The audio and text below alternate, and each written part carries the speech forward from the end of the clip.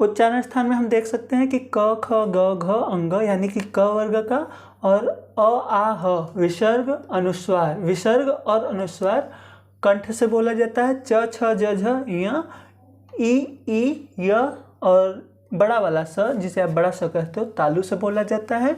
ट ठ ड ढ ड़ री र स ये आपका मूर्धा से बोला जाता है। त थ द ध न और ल और स आपका दंत्य से बोला जाता है।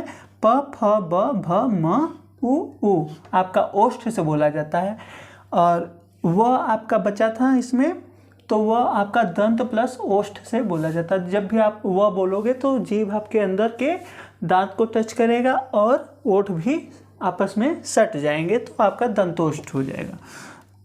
ए के लिए हमने बताया कि ए ऐसे नहीं समझ में आएगा, याद करने के लिए तो बहुत लोग कहेंगे कि याद कर लीजिए, लेकिन कोई चीज़ अगर आप समझ के कर रहे हो, जैसा कि हमने शुरू में ही आपसे कहा था कि हम अपनी कक्षा में आपके मन में कोई भी भ्रम या डाउट नहीं छोड़ेंगे, तो उसी बात को याद रखते हुए हम इसका क्लियर कर देंगे कि ए आपका अ और ई का मिश्रण है, यानी कि अ और ई को मिलाएंगे तो हमारा ए बनता है।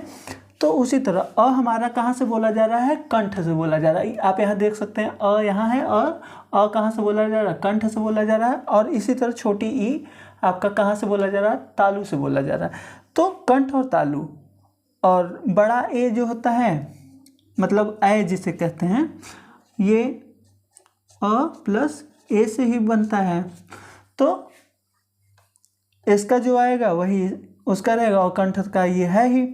तो क्या हो गया कि कंठ प्लस तालु, तो हमारा पर यहाँ उच्चारण स्थान में क्या आ जाएगा, इसका कंठ प्लस तालु। ऐसे ही ओ का हम देखेंगे तो ओ हमारा अ प्लस ऊ से मिलकर बनता है। अ हमारा बोला जाता है कंठ से, और छोटा ऊ यानी कि ह्रस्व ऊ ओष्ठ से बोला जाता है, जैसा कि आप यहाँ पर देख सकते हैं ऊ ओष्ठ।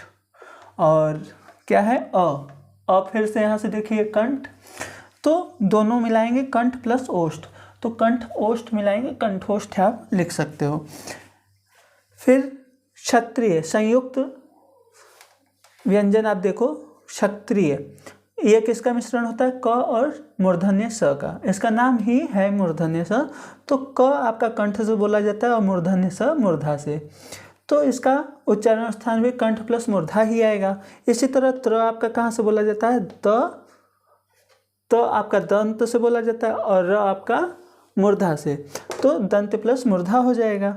और ज्ञ जो कि मिश्रण है ज और य का, यहाँ हलंत लगाना हम भूल गए थे, ज और य का मिश्रण है, तो दोनों ही हमारे एक ही वर्ग में मिल जा रहे हैं जो कि तालु से हैं, तो ये तालु से ही बोला जाता है।